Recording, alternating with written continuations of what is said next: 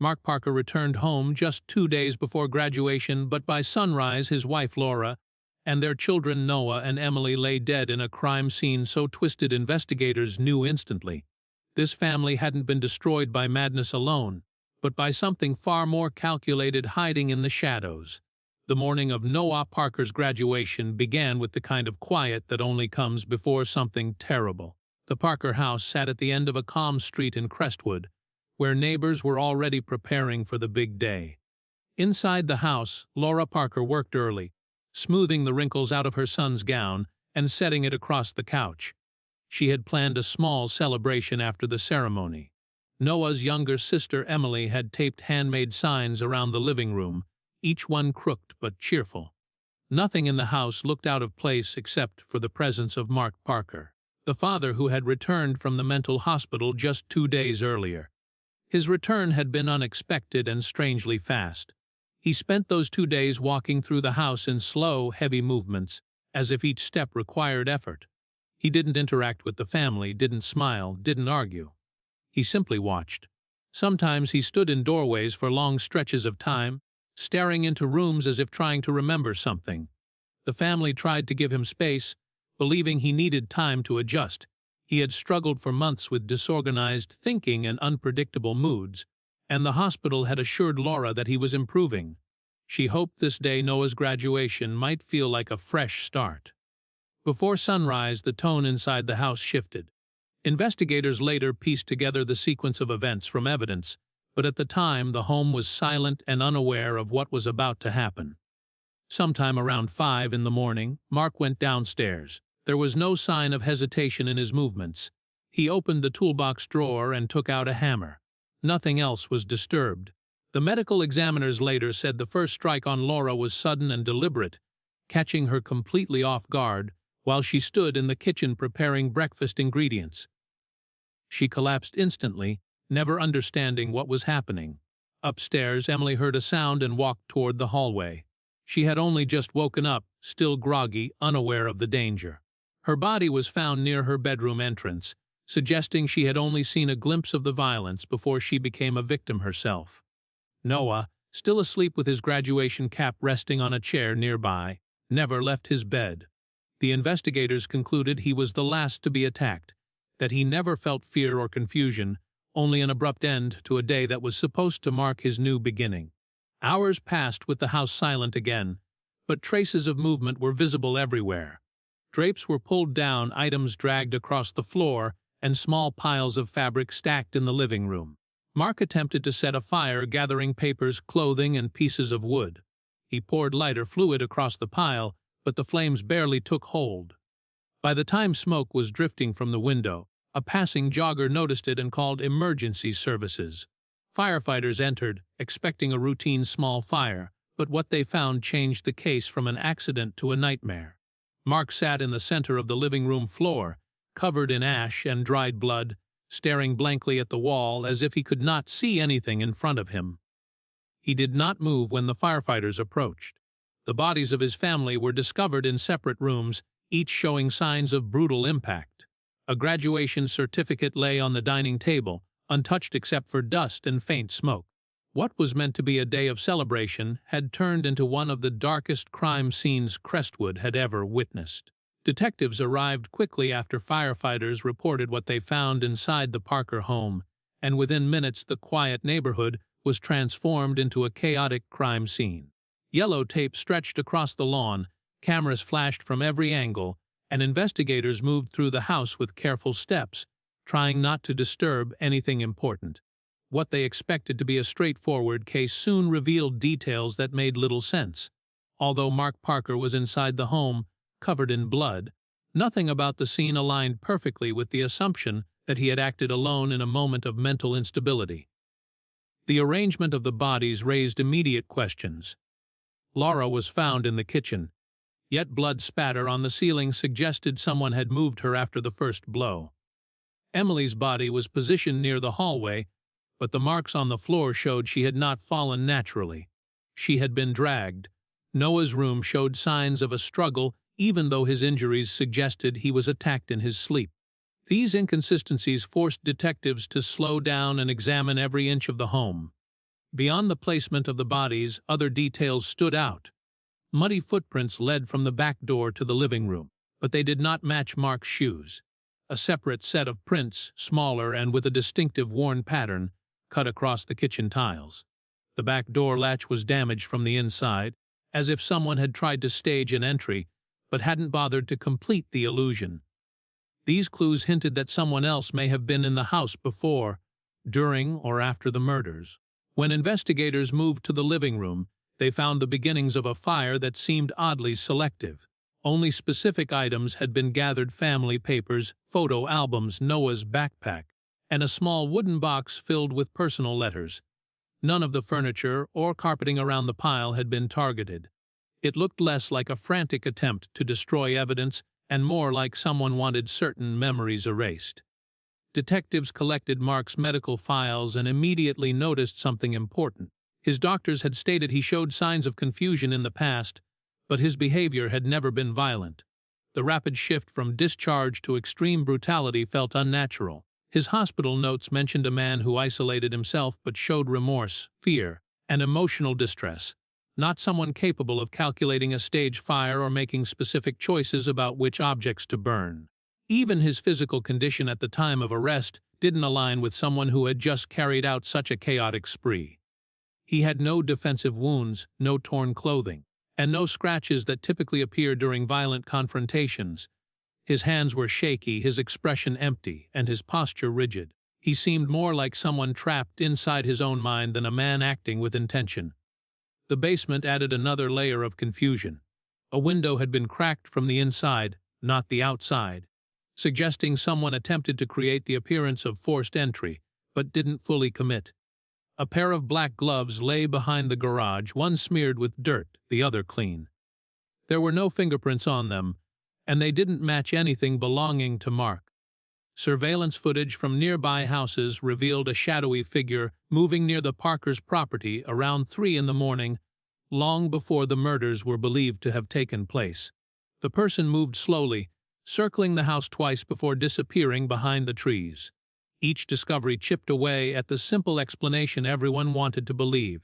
What looked at first like a tragic act committed by a mentally unstable father now appeared to contain layers of planning, staging, and outside interference. Detectives realized the case demanded more than routine investigation. Something or someone had added confusion to the crime scene, leaving behind a trail that led away from the man sitting motionless in the living room.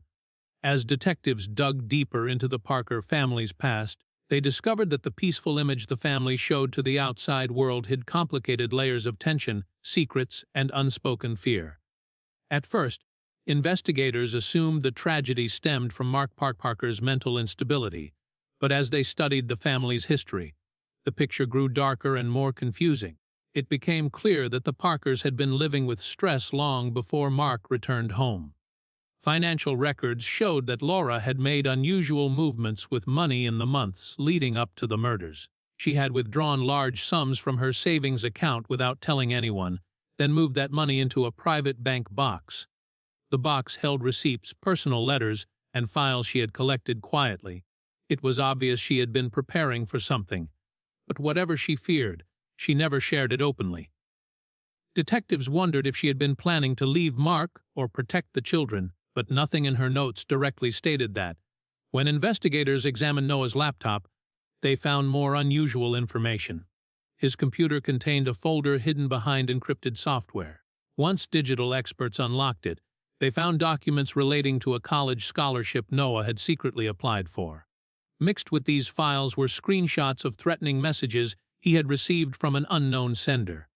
The messages warned him to stay quiet about something he had witnessed months earlier, but none of the screenshots revealed what he had seen. His search history also showed repeated visits to forums about anonymous harassment and personal safety. Detectives realized Noah had been scared of someone long before graduation day arrived. Emily's belongings added even more unease to the investigation. Her school notebooks contained drawings and small notes scattered between her homework. She had written about someone watching the house and drawings of dark shapes standing near the backyard fence. At first, investigators thought it might have been a child's imagination, but the consistency was troubling.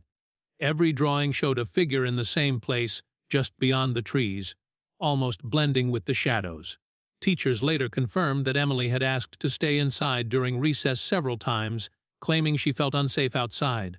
She had never explained why, and the school hadn't taken it seriously because she always seemed cheerful and well-adjusted. Neighbors contributed their own unsettling details. A woman across the street said Laura had started pacing the yard at night while checking every window and door. Another neighbor reported Laura had asked if anyone had seen a stranger walking near the woods recently. A third neighbor mentioned Laura had installed an extra security camera facing the backyard, even though the family already had 3 around the property. That particular camera was missing when detectives searched the home. Its wires had been cut cleanly, almost as if someone removed it with precision.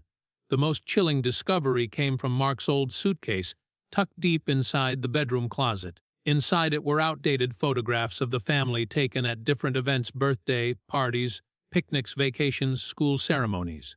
In each picture, a person appeared faintly in the background, a man wearing similar clothing in every photo, always distant, always partially hidden. His face was never clear, but his presence was unmistakable. The images spanned nearly a decade, showing that someone had been following the Parkers long before Mark's hospitalization. Detectives began to question whether Mark's mental deterioration had been entirely internal. His medical notes mentioned strange beliefs that someone was influencing his thoughts, someone who had been nearby since childhood. At the time, doctors dismissed these as symptoms of his condition. But now, with all the new evidence, investigators started to wonder if Mark's fear had been rooted in something real. The more they studied the family's history, the more it seemed the Parkers had been living under silent pressure for years, watched by an unknown figure who stayed hidden in plain sight. As investigators pushed the case forward, attention shifted away from the Parker home and toward the mental hospital that had released Mark just 2 days before the murders. The staff at the hospital had initially been cooperative, providing medical files and summaries of Mark's treatment. However, small inconsistencies quickly began to appear. The hospital claimed that Mark's discharge had followed a standard evaluation, but the paperwork told a different story. His release form carried a signature from a doctor who did not appear on any staff roster, and when detectives questioned the administration, no one recognized the name. It was as if someone had created an identity solely for Mark's discharge, slipping it into the system without raising suspicion. A nurse who worked on Mark's unit reached out privately to the lead investigator. She explained that Mark had never received a final evaluation from the regular panel of psychiatrists. Instead, he had been called into a separate room 2 nights before his release, where he met an unknown visitor.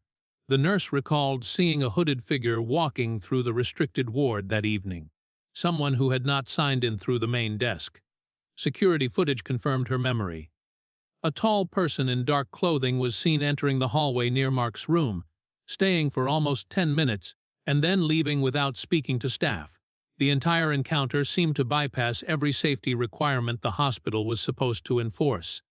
Mark's medical notes added more confusion. His earlier evaluations described him as anxious, withdrawn, and overwhelmed by intrusive thoughts.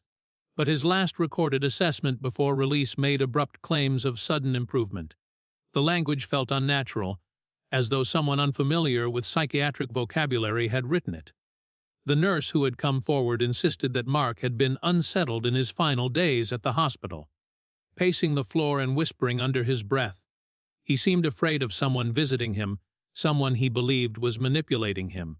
The hospital dismissed his behavior as typical symptoms of his condition, but detectives now viewed the situation differently.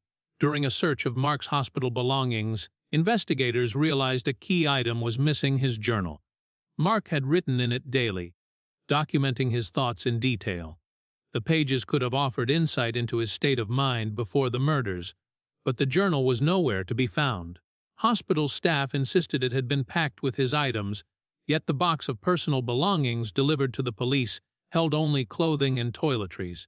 The missing journal raised the possibility that someone had removed it on purpose. Detectives also learned that Laura had visited the mental hospital several times before Mark's release. Her appointments were listed as standard family therapy sessions, but notes from her private therapist painted a more troubling picture. Laura had felt unsafe at home and believed something external, not just Mark's illness, was influencing their lives. She wrote that she feared person who blended into the background, someone she thought had been watching the family for years. Her therapist had encouraged her to confront the fear, but Laura never named the person out loud or explained how she knew they existed. When investigators compared the hospital footage with older neighborhood surveillance clips, they noticed the same silhouette: tall, thin, and always partially hidden. The shape of the shoulders, the tilt of the head, and the slow, lingering movements were identical. The unknown figure who had visited Mark at the hospital appeared to be the same person who had been seen near the Parker home before the murders. The more detectives uncovered, the more it seemed Mark's release had been orchestrated rather than medically approved. Someone had stepped into the system, manipulated documents, bypassed security, and ensured Mark returned home at the exact moment the Parker family was most vulnerable. It was no longer a question of whether someone else was involved. It was now a question of who had enough access, patience, and intention to shape the events that led to the massacre. The final breakthrough in the Parker investigation came slowly, beginning with a batch of evidence the lab returned late one evening. The muddy footprints discovered in the living room, long believed to belong to an unknown intruder, were matched to a rare shoe model discontinued years earlier. Detectives traced that same tread pattern to an older case involving a remote cabin outside Crestwood, a case tied to an unidentified stalker who had terrorized another family before vanishing. That case had gone cold, but now it breathed again. When detectives revisited the abandoned cabin, they found new signs of activity that suggested someone had recently been inside. The dust on the floor carried fresh shoe marks, and a cardboard box sat near the wall, sealed with tape but not hidden well. Inside it were memory cards from a security camera. The serial number revealed it was the missing camera Laura had installed in her backyard. Whoever had removed it had kept every recording. The video files were disturbing. Each clip showed the same hooded figure standing on the edge of the Parker property. Sometimes the person appeared just before sunrise, other times after midnight. They never approached the house directly but kept a careful distance, watching the windows and doors. One clip showed the figure following Laura as she drove to a grocery store. Another showed the person standing behind a tree while Emily played in the yard. All of these recordings confirmed that the Parkers had been monitored for months, maybe even longer. The final video, recorded on the morning of the murders, was the most chilling. It showed Mark stepping outside the house at dawn. His posture was stiff, as if he were confused or waiting for something. The hooded figure appeared near the fence and remained motionless for several minutes. Mark did not run or yell. He simply stood there frozen in place before turning and going back inside. Moments later, the timeline aligned with when the murders occurred. Forensic experts studied Mark's mental assessments again and concluded that his final days at home reflected signs of external stress rather than spontaneous violence. They found patterns of behavior associated with people who have been manipulated or coerced. Although Mark had a documented psychiatric history, his condition did not explain the selective burning, the staged forced entry, the precision of certain movements, or the lack of defensive wounds. The evidence pointed to a scenario in which Mark's actions had been influenced by someone who understood his vulnerabilities deeply. Detectives attempted to identify the hooded figure through digital methods, neighborhood canvassing, and old case files. Every lead collapsed. The person never left fingerprints, never spoke to anyone, and never appeared clearly in any footage. Even the cabin held no name, no documents, and no traces that could link the figure to an identity. The stalker's presence had been silent but organized, consistent but restrained, as if they existed only to push events in one direction and then disappear as soon as the devastation was complete. Months passed, and the case remained open under a new classification. Investigators believed they were dealing with someone who had followed families before, someone who repeated patterns but chose victims carefully. The Parker family was not their first target, and likely not their last. The theory suggested a person who manipulated fragile individuals into violence, stepping in at the perfect moment to spark chaos and then stepping away without leaving a shadow behind. 6 months after the Parker murders, A security camera in a distant neighborhood captured a familiar silhouette standing quietly near a driveway just after midnight. The figure's posture, clothing, and movements matched the person seen at the Parker home. The footage lasted only 8 seconds before the figure vanished into the trees, leaving behind no clues, no trace, and no explanation. Detectives recognized the image immediately. The pattern had resurfaced. Another family, another quiet street, another home unaware of the presence lurking just beyond the light.